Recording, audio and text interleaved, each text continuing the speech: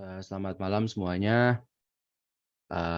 Jadi di sini saya akan mempresentasikan eh, tugas 2 dari mata kuliah sistem operasi yang berjudul Sistem Berkas Operasi pada Windows dan Linux. Nama saya Heri Bimo dan Talambon Aziz dengan NIM 20010107047. Nah, apa sih sistem berkas itu? Sistem berkas menurut Darmayanti pada tahun 2016. Secara general, sistem berkas merupakan sistem penyimpanan, pengorganisasian, pengelolaan data pada alat penyimpanan eksternal dengan menggunakan teknik organisasi data tertentu. Nah, secara spesifiknya, sistem berkas dan akses berkaitan dengan bagaimana cara melakukan insert data, update, serta reorganisasi data. Nah, yang kita tahu itu sistem berkas merupakan metode mengatur dan mengambil file dari media penyimpanan, contohnya itu hard drive. Nah, sistem file ini biasanya terdiri dari file yang dipisahkan ke dalam kelompok yang disebut direktori. Direktori dapat berisi file atau direktori tambahan. Nah, pada sistem operasi Windows, sistem berkas ada beberapa yang telah digunakan. Yang pertama itu ada FAT12. Menggunakan ukuran unit alokasi memiliki batas hingga 12 bit. Nah, merupakan file sistem asli dari FAT yang pertama kali digunakan dalam sistem operasi MS-DOS.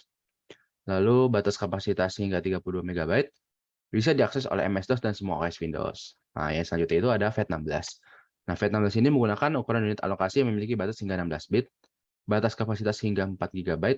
Ukuran unit alokasi yang digunakan oleh FAT16 bergantung pada kapasitas partisi yang hendak diformat. Dan bisa diakses oleh MS-DOS versi 4.x ke atas dan semua OS Windows. Lalu yang selanjutnya ada FAT32. Nah, FAT32 ini merupakan lanjutan dari FAT16. Dia ini menggunakan ukuran unit alokasi yang memiliki batas hingga 32 bit, memiliki batas kapasitas hingga 8 TB, dan mulai diperkenalkan pada Windows 95 Savvy Release 2.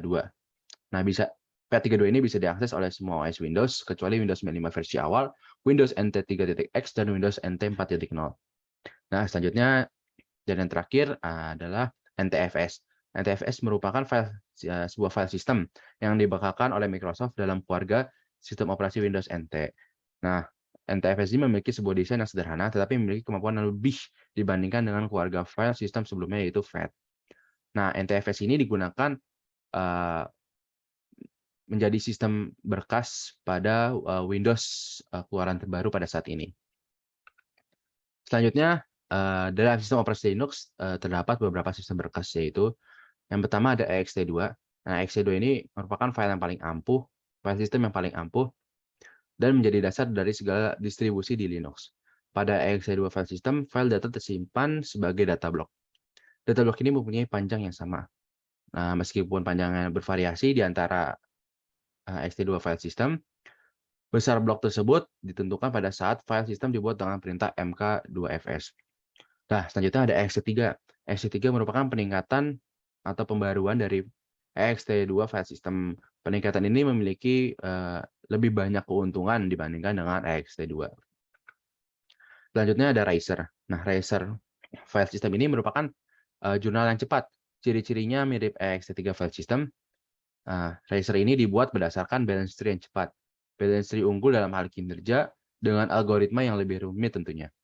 Razer file system lebih efisien dalam pemanfaatan ruang disk. Nah, selanjutnya ada sistem berkas X. X file system juga merupakan journaling file system. X file system digunakan oleh SGI dan digunakan di sistem operasi SGI, ARIX. X file system juga tersedia untuk Linux di bawah lisensi GPL.